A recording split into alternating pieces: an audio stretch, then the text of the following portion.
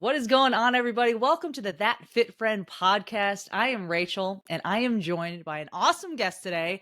It's Brittany Diamond. What's up, Brittany? So it's so funny because I don't think any of your guests obviously know that we just recently met in a hotel gym not that Yeah, long ago. So it's really cool we're doing this. I know the chances. I mean, you just never know who you're going to meet in the world, and I find that very exciting.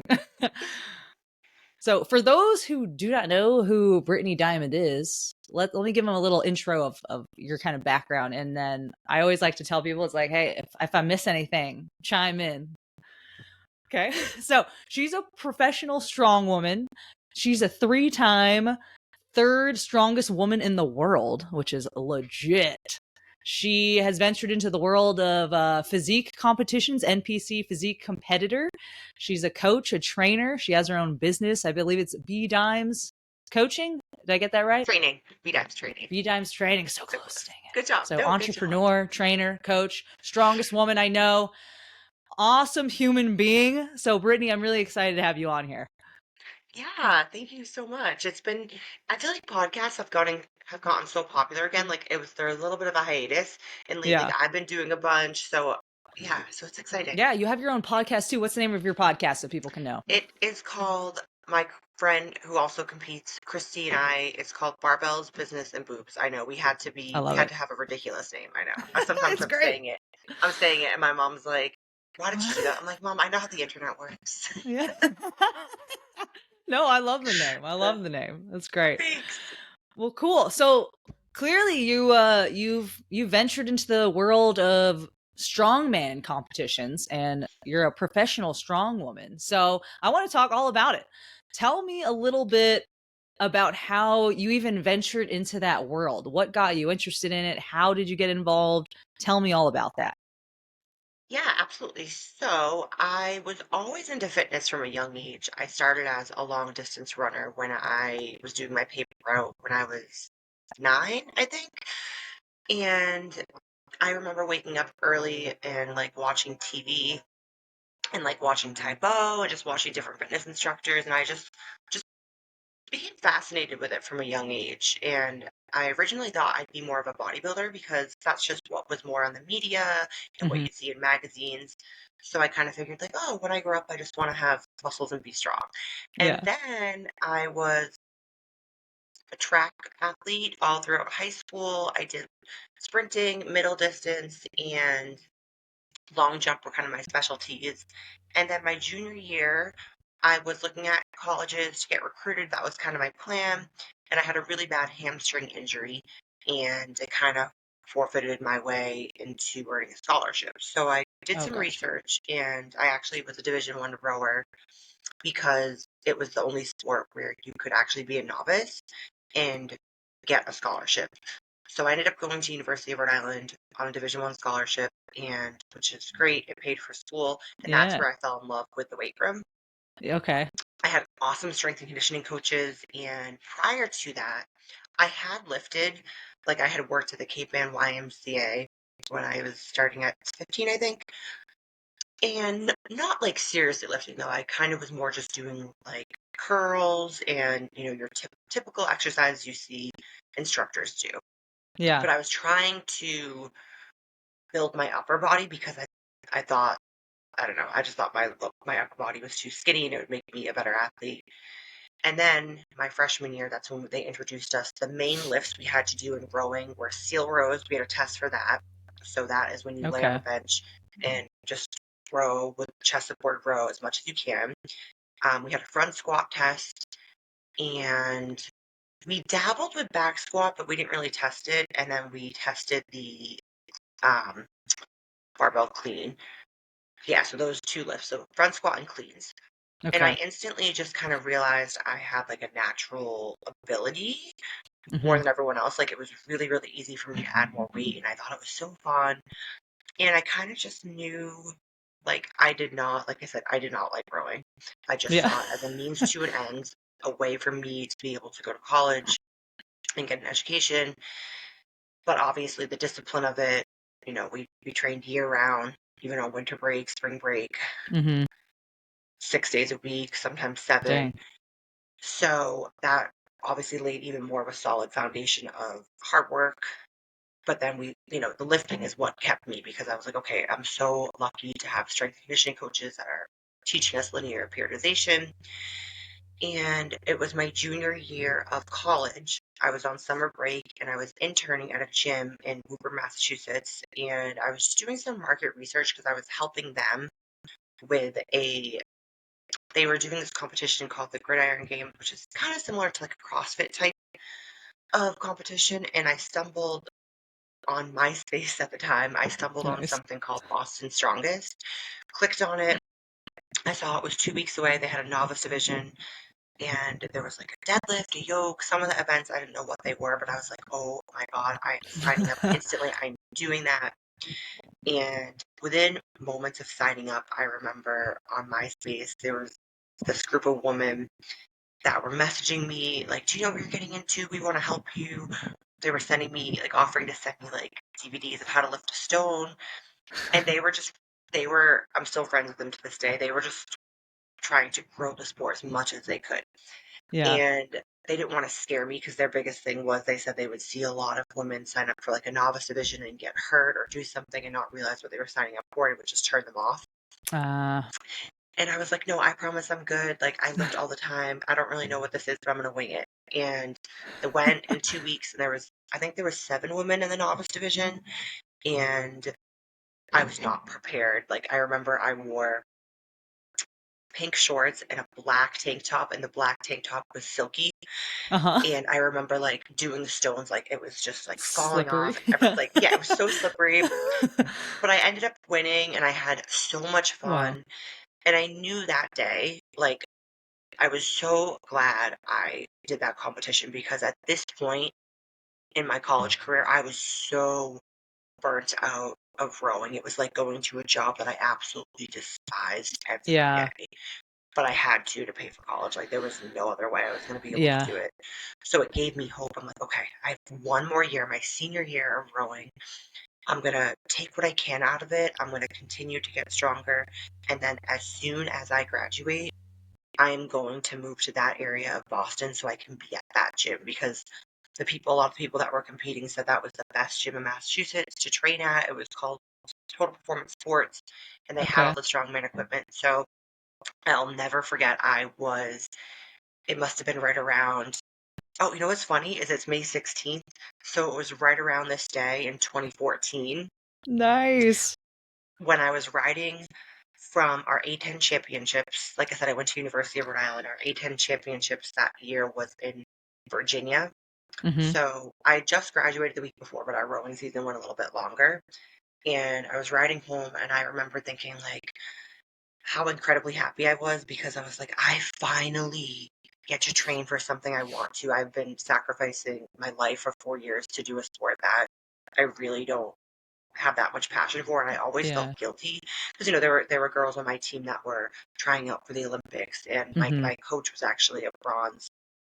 In 1992, she won bronze in Barcelona for the Olympics. So it was Yeah. great to be around that environment, but I always felt guilty because I was like, I have the strength. I'm a good rower, Yeah. but I do not love it. And Yeah. I hadn't loved a sport since track. So I remember I called it like the road to Strongwoman. Like, I put it on. I think I had a Facebook at this point, and I had put up a post like flexing, and I was like, just in my last A10 championships, it's been quite the journey at URI. Looking forward to moving to Boston and starting Strongman. So I think literally the next day, I I already had a job after college. I had planned all that because my priority was just to be able to work, train, and see where I could go with Strongman. So Yeah. I remember I like started a diet. And when I say diet, I don't mean like cutting calories. I mean like I was just starting to eat a certain way so I could Mm-hmm. maximize muscle growth. And yeah, that was 2014. And I did the same competition that year, but as a middleweight. Mm-hmm. So no longer a novice. I was a middleweight. And I was very happy that I actually got a chance to train for it and like touch the implements and educate myself a little more, so I didn't go to my first competition in a silk tank top. Yeah. And I was super disappointed because the year prior there were, multiple women in the novice class, And this year there was supposed to be two other girls, and they both didn't show up that day. Oh, dang. So, so I still pushed myself, and I won by default, because I had no competitors. And Yeah. I was pretty bummed because, I wanted to push myself and see, how I actually measured up as a middleweight. Yeah. And I remember because I won that qualified me for nationals, which was in Reno, which was in October. And it was August 2014 at this point. So, I think I had like 6 weeks. It was the beginning of October. And I was like, I'm not going to go to nationals. Yeah. I'm not strong enough. I just started. I still am learning. I'll take a year, do it again, see where what I can do in a year. And the people I had met at the gym that I'd become friends with just from training were like, no, we're all going. Like, we found cheap tickets. You should go because when I first started the sport, like, the best thing you can do is just put yourself in a situation where you see where you stack up. And I was like, no, I don't think so. There's a keg event and I'm nowhere close. And then, like, in a week, I was like, you know what? I think I want to go with my friends and I'll just do it. I don't care if I come in last. Like, it'll be a good experience. And so I did that. And I actually ended up placing there, which qualified me for the next level, which was Worlds at the Arnold. Wow. Yeah. So that was October 2014, and the Arnold was March 2015. And that's when I just kind of like dove all in. I was like, all right, I guess I do have a chance at this sport. I felt like I felt like I had kind of an edge because a lot of these people had only been lifting, and where I was a prior endurance athlete, I Mm. feel like that was really helping me because in strongman, it's so versatile. Like there are events where it's a max lift, but then there's also Hmm. events, and you'd be good at it too because I see how you train, where it's like you are pushing yourself for a max distance and your aerobic capacity really does help. So, Hmm. yeah, Yeah. so that's so in those 6 months, I just, training was my life. Went to work, ate my meals, trained, went to Chipotle. I was trying to put weight on because the middleweight class what ranged from 140 to 180, and I was sitting right at about 155 or so. So I Okay. was constantly, I was like, I want to be at the top of that weight class. And yeah, I was just That's eating a and broad training. range. I know, it was. Like they had like subdivisions and it's changed over the years for how they Yeah. do it. It's still 180 and under. And Okay. yeah, I believe by that March, so that in those 6 months, I put on like 12 pounds. So I was like closer to the top, which I was Gotcha. happy about because Yeah, it does, help to some degree. for sure. That's a So yeah, crazy that's how I started. trajectory. That is, yeah, that's a wild trajectory of your introduction to strongman. It's just kind of like, well, this worked, this worked, this worked. Keep going, keep going. Heck yeah. I think Hmm. that's, I mean, great indicator that it's like you're born for this, Like you're made for that sport, which is legit. Yeah, that's So exactly how I felt. Even to this day, my career is based around it. I don't even compete in it anymore, but like it's my life. So it's really cool to reflect and look back on. yeah. So did you have any like family friends when you were, just getting into it, or people that potentially it lifted around you when you were younger to kind of steer you in that direction? Because I mean, a lot of younger girls typically don't have that kind of influence into strength training at all at such a young age. So what did that look like on your end?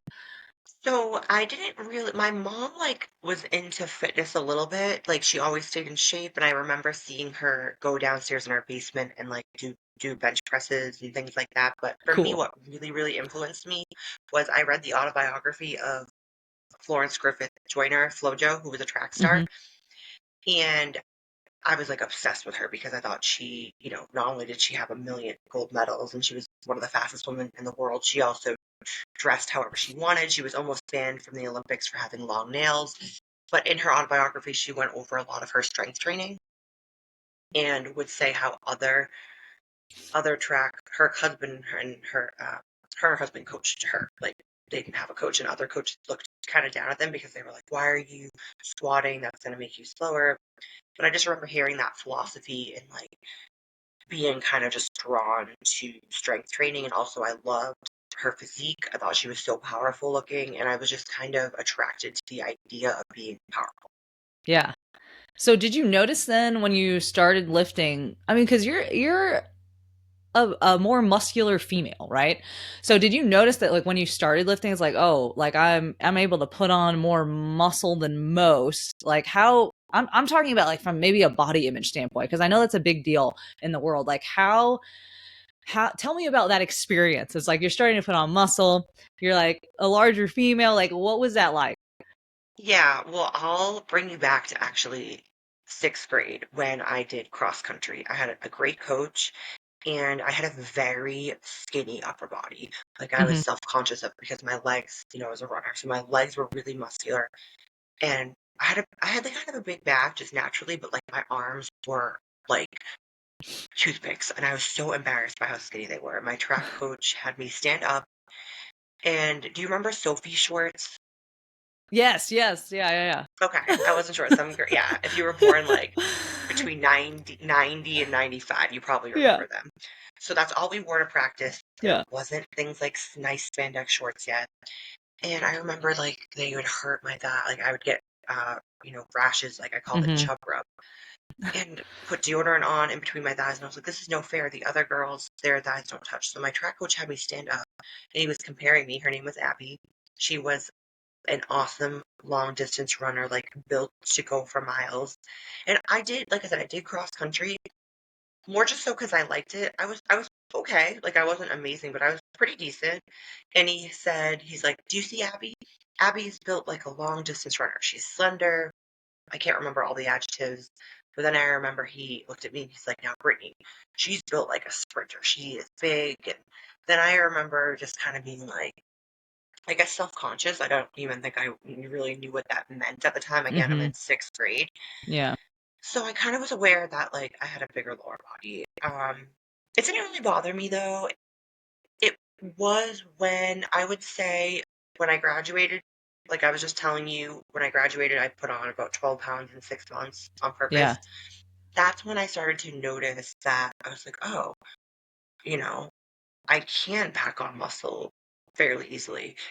I say fairly easily, but at this point, I have to remind myself like I'd already been lifting for 8 years. Yeah. Yeah. I feel like just lifting differently, like I was, obviously lifting heavy with Strongman. Yeah.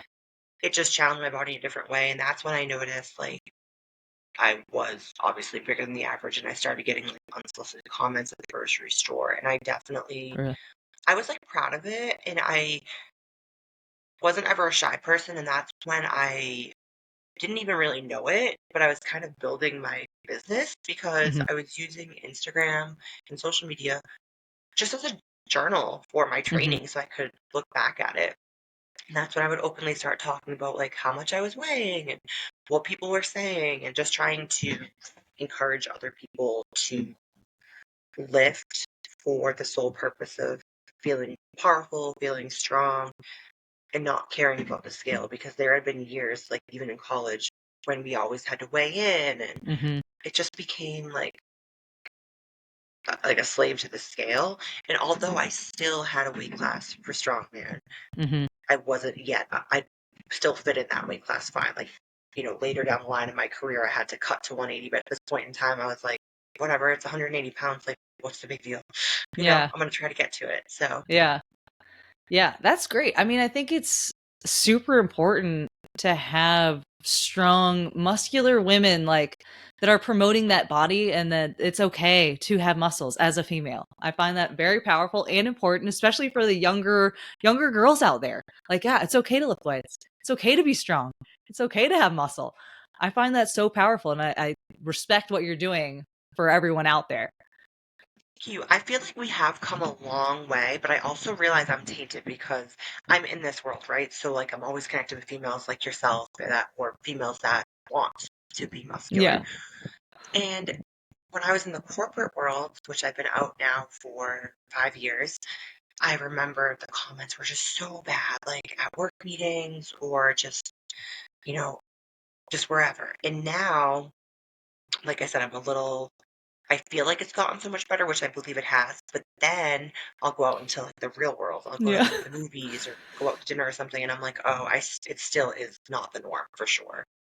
Yeah, no, I agree. I think it's when you're in the world, it seems like, oh yeah, it's more normal now. And then you go out, like if you go to like the airport or something, and you're like, oh, Yeah, perfect you know? example. uh, but anyway, so tell me about, because you were, how long were you competing in strongman? So I competed 2014, and my last competition I did was 2020. Okay, so yeah, that's a good chunk. So like I'm not good 7 at math. years. Yeah. I uh, turned pro March of 2017, okay, and that's when my career really took off. Like that's when the sport also started evolving in a different way. okay, Like women, we could make a little bit of money from it. There were pro cards. We were starting to get more attention from the media, sponsorships, things like that. So I would say like the highlight of my career was 2017 to 2019. Like I was pushing it. I was competing internationally. I was doing, yeah. that it really was like my life. My life was centered around training and competing and trying to keep my body healthy. So the strongest woman in the world title, like what, tell me about how you got to that point and then competing there. What did training look like? What did everything look like at that point? So yeah, 2017. So I got my pro card. And once you got your pro card and then placed at the Arnold was Okay. kind of like the face of everything. They would invite, whoever made it, like whoever was the top in each, because the Arnold was international, but there Hmm. were still more people from like the US, Canada, and there was a Okay. large population of strong women over it in like Ukraine was really popular, in Slovakia, a few other Hmm. places. So then Strongman Corporation started Strongest Woman in the World, where it gave people the opportunity because they would pay for everything. So we all like really, it wasn't like a funding issue, so Okay. everyone really could. If you were healthy and able to do that date, we would all go to it. So it was in Las Vegas 1 year, and then it was in North Carolina 1 year, and then they had an international one in Norway, which was my favorite competition to date. Training for that was intense because at this point in my career, like if you compete in strongman at a high level, like I think we all have utmost respect for each competitor because we all know we have some sort of injury. Okay. And at this point, for me, it was my back was always in and out. When you do strongman, like you're gonna have plenty of herniated discs. You're gonna have days where you can't really walk if you hit a nerve. So my back would affect training a lot. I was also traveling a lot for work because at this time, I was in medical sales, pretty high up. I was managing like the whole Northeast, Okay. and I was training full time. And then just had started like my side business, just training a few athletes. So I was busy. Like I remember I worked night shift for my job, and then during the day I'd be training or traveling, and it was just Wow. I couldn't do it now. I was 20. This was like between the ages of 25 and 27. I think Yeah. it's like looking back, I'm like, I wish I had just given myself a little slack and like maybe slept more. Maybe I would have recovered faster. Maybe I would have Yeah.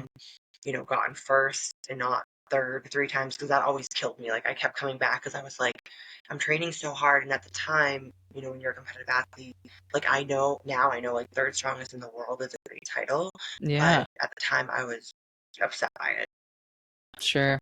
I mean, So, everyone wants number one, of course, but yeah. yeah. Well, what would you say then?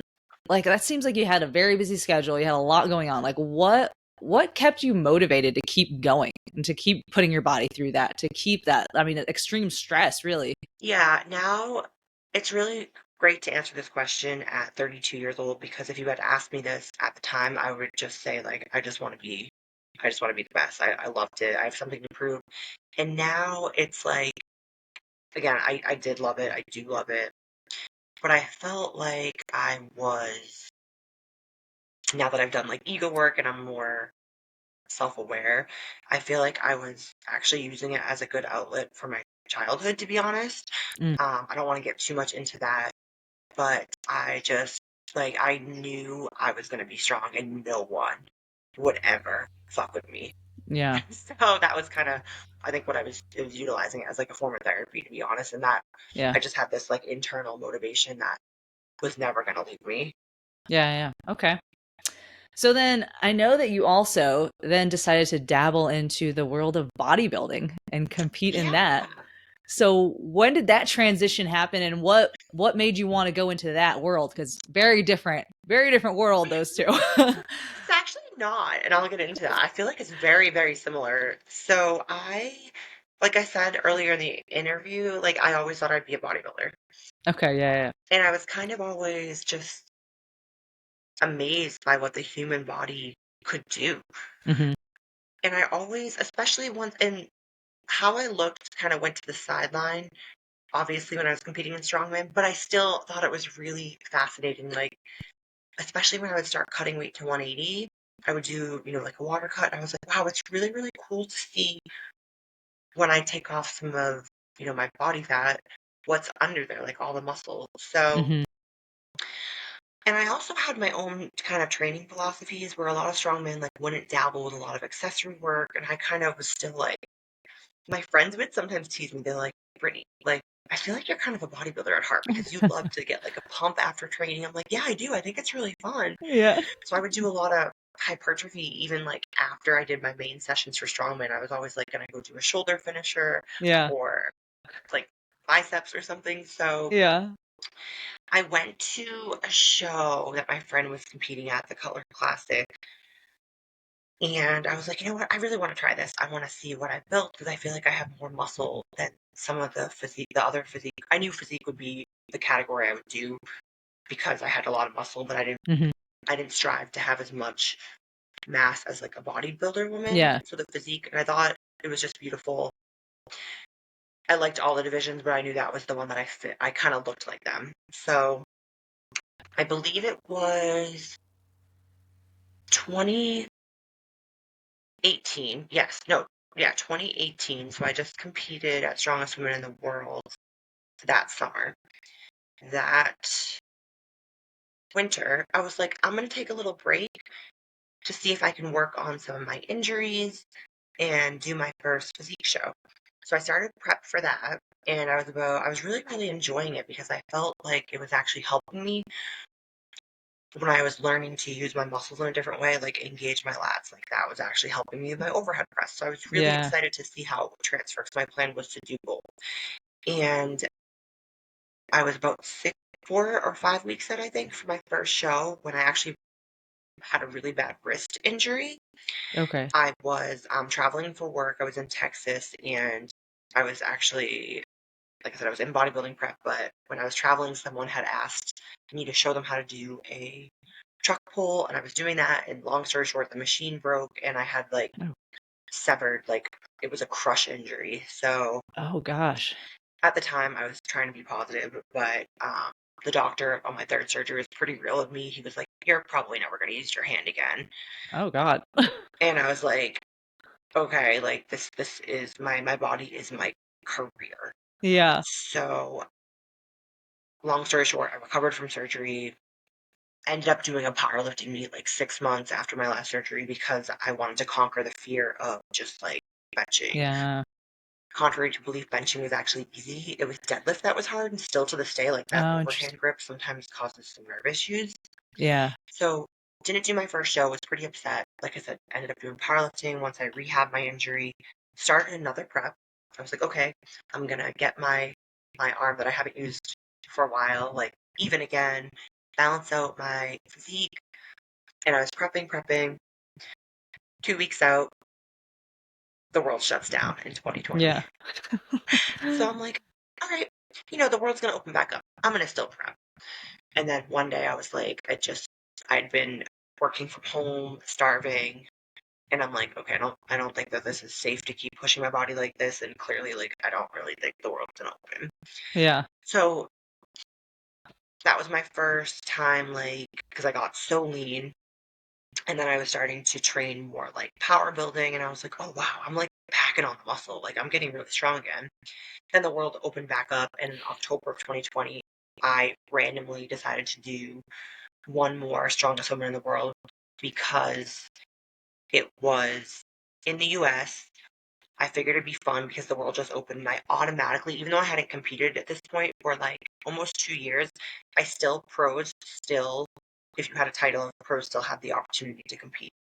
Cool. So I did it, did a quick prep, and to be honest with you, I really didn't have any business being there because I hadn't been training.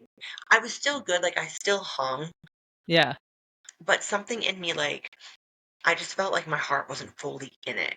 I Yeah. loved it, but I was like, I don't know, I just don't feel like that crazy competitive drive towards it. I really wanted to do bodybuilding. So after that show, which was October 2020, I went home and I just kind of went back to the drawing board and was just training for fun. I was like, you know what? I'm just gonna train for fun again. And then that next summer, I got the itch to compete because at this point in my career, I was completely working. I had left my corporate job. I was completely working remote. I was doing, enough to be self-sufficient. I realized I could live wherever I wanted. So I was like, I think I want to move cross country and just like, why I'm in my 20s, give my business a chance somewhere else. But I was like, before I leave, I really want to do a show because all my bodybuilding friends are in the Northeast. Yeah. So I was like, I'm going to do a prep. I'm not going to tell anyone because, again, my first few times, I basically made it to the end. I made it to the point where a lot of people will quit because it's hard. And I was like, I'm not going to tell anyone. I don't want to curse it. And then, yeah, then I competed in August of 2021. And at that show, I did good and I qualified for like the next level for women's Hmm. physique, which was the North American, I forget the exact name of the show, but it was Okay. North Americans, which was in Pittsburgh. And all my friends, again, kind of like the Strongman, I was like, oh, I don't know if I should go. Like, I'm too new. They were like, no, Brittany, like, it's 2 weeks away. Just, dial it in a little bit more and just see where you stand. So Yeah. I was like, okay, cool. So I went, um, and I did good. I didn't win. And I was like, oh my God, I kind of got this itch. I was like, the girl that won, like, I was like, I'm not too far off. I just need to fine tune my back posing, put a little size on my hamstrings. I was like, I know what I need to do. And I was like, Hmm. I just got that itch. I got like the same itch I did like for track and then for strongman. I was like, I want to see where I can take this and turn Yeah. pro. And then a series of events happened where my life was just like very, very, very chaotic after that show. Like I was in a plane. I don't want to get too into details, but just a lot of like real life trauma events. I was in a bad plane accident. I moved cross country 3 times. A lot of people, my family was like dropping like flies. I'm like, why is everyone dying? Like, this is Mm. terrible. So I kind of just put it on the sideline. And it wasn't until I've been in Las Vegas, it'll be 2 years on July 1st that I've been here. It wasn't until about 8 months ago, I would say, that I really got my passion for training back. Like, I was still training because it's my job, but I've had other injuries come up. I need a knee surgery, just things come up, and I'm like, Mm. I'm not pushing it as hard as I was. Like, to the average person, it looks like I'm pushing it, but to me, I wasn't. But like I said, I just recently fell back in love with training, and I actually recently made the decision that I'm going to compete in physique again because I feel like I have unfinished business. I do want to see if I can get another pro card because I feel, and this isn't from an ego standpoint at all, like it used to be, but now I just kind of want to see if I can do it. And Yeah. it's just a goal I have because I know I'm ready to be the next chapter in my life where I want to have a family, Yeah. but I want to have the ability because you can compete forever, right? But I do think it's going to be a little different once I have kids. For So I sure. want to take one more time where I have the time to be selfish and just kind of see where I can push it. And I'm at a good place hormonally. So yeah, my goal is to compete this year. So Okay, this year. Exciting. mhm. Heck yeah. I'll Yeah, stay tuned and watch that action. thanks. Very cool. So it seemed like throughout that journey too, while you were going into the physique world, you said you started your own business and then you transitioned from your previous career to doing that. So tell me a little bit about what you're doing now with your training business and what it looks like. Yeah, so I'm definitely a true entrepreneur. I do a little bit of everything. I always say like, oh, Instagram is just like one part of me because I think people think they like know me, and there's a certain way you have to, cultivate it so that it appeals. I always joke, I'm like, yeah, my training and stuff, that's a part of me, but like the real me is like I'm a writer, I'm an outdoor like loner. I don't like people. I just like to like be alone with my dog and write. So part of my business is clients. I have lifestyle and I have competitors for Strongman. I would say like 80% of my business is women, which I love, that Yeah. want to strength train. And then like the other, I have some men. I have a lot of military people, Okay. which I believe is because I've helped author like a tactical training book, because Okay. strongman and tactical training are actually kind of similar. Hmm. So I have a lot of military clients. And then the other part of my business is I write a lot of articles for various companies. Sometimes it's about like body image, sometimes it's about just overall like health or breaking down a supplement. And then I've been on the Granite Supplements team for years, so I do a lot with them in terms of like helping with what products we develop, market research, things like that. And then I also do reporting, which we talked about kind of on the Yeah. side for strength sports. And then I do some modeling. So I'm kind of all over the place and I love it. Yeah. Some days it's really, really stressful and I'm like, oh my God, why am I doing this to myself again? But I love it. Yeah. Yeah. Yeah. You're crushing it. You're crushing it. So then what? So for other females, because I mean, a strongman, I want to say, is predominantly a male dominated sport, like many strength sports are. So what advice would you have to some women out there that might be interested in doing a strongman competition or getting involved in that, and they might be a little scared, like they don't know what to do? Like, what advice would you give them? Yeah. Well, luckily in 2024, they have more resources than I did because everyone has access to the internet. Yeah. So I would just whip out your phone, start Googling like strongman competitions near me. The best thing you can do is go to a competition, because I guarantee you are going to meet another woman that day, talk to them, and they're going to help you out. They're going to point you in the right direction for where you are located in the US for like where to train, where to go. But the very, very first step I would say is to go to a competition, and then don't be afraid to talk to people. Like anyone in the sport, like I would say like when you're getting involved in any sport, follow the people at the top, because you want to look at their training, see what they did, see what route they went. Talk to them if you can. Like, don't be afraid. I think sometimes people think people at the top of the sport are like famous or something because if they have a lot of social media followings. No, that means nothing. And I can guarantee anyone that got to the top like worked for it. So Hmm. they'd be happy if they have the time to gladly talk to someone if they want to take it seriously. So yeah, don't be afraid to just talk to people, go to a show.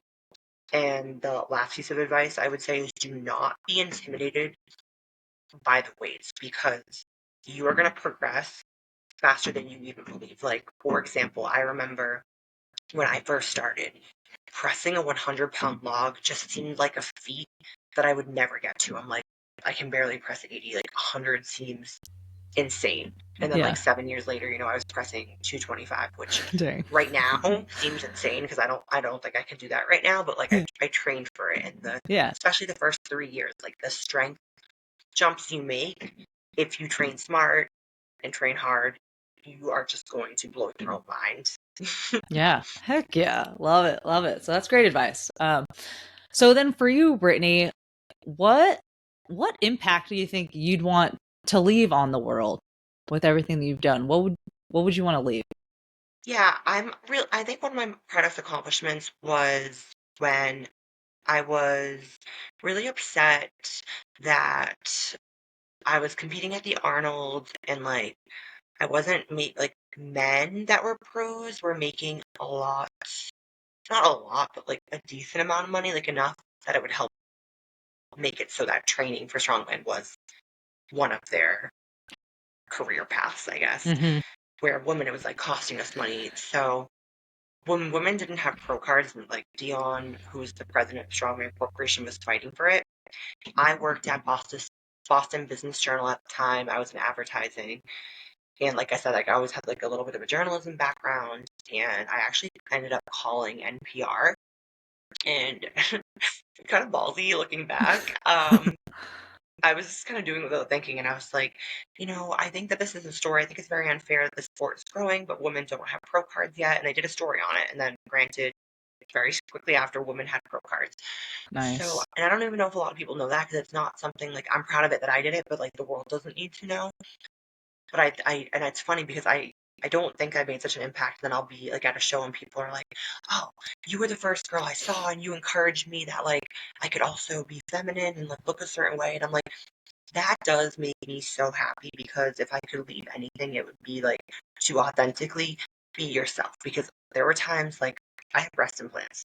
There were a time when people were giving me maybe they didn't like that or they were like she shouldn't look a certain way or dress a certain way, and I'm like, Sure. no, if honestly like if you're a good person, like who cares what you do? Like I really strive to be judgment free, and I hope that I can at least have an impact, for other women just doing what they want to do. As long as they're not hurting anyone and they're trying to be the best version of themselves, then hell yeah. Yeah, that's awesome. I think you're a great role model for women in general, women in fitness, women in strength. Thank Absolutely. you. I think you are Yeah. too. So it's Thank really you. cool to connect. Absolutely. Well then, Brittany, let's let people know. I'm going to have links down in the description, but where can people find you? Say I primarily use Instagram and Facebook. I feel like I'm dating myself, haven't gotten into TikTok, but it's just B underscore dimes. DIMEZ. So I'm on there, and on my Instagram is where you can find like my website. I have some free training programs and some resources for how to get into strongman and strength training in general. Perfect. And then for coaching, where can they reach out? What's the best place? Coaching, I still, again, right on Instagram, I have Okay. a link to all that stuff. So Perfect. So yeah, guys, go follow Brittany. I'm excited to follow that journey for your next physique competition. So I wish you the thank best you. of luck. Yeah, this will be And fun. yeah, so thanks again for being on here with me. I really appreciate it. Thank you so much for having me, and hopefully I'll see you soon in person Hopefully, again. yes, yes, We'll in, have to in we'll have good to old figure it out, Colorado. figure out Yeah, schedules. perfect. Heck yeah.